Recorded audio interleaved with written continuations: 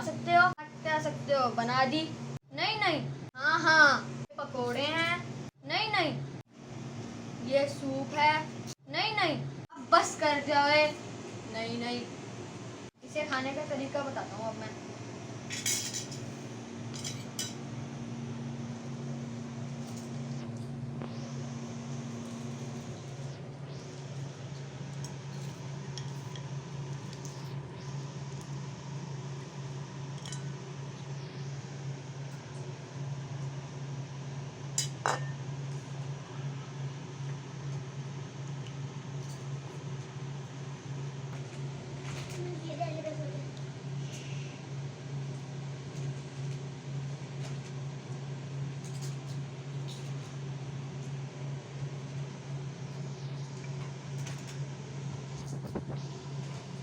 इसको अच्छी तरह मिक्स कर लो।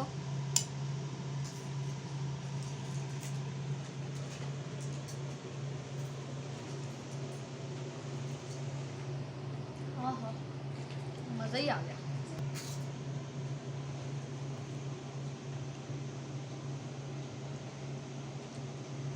ऐसे खाते हैं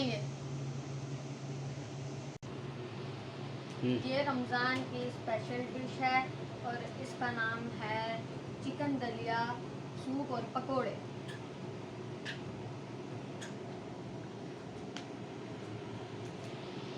इसे अपने घर में बनाकर ज़रूर ट्राई करें। ये बहुत मज़े का बनता है और बहुत ताकतवर होता है।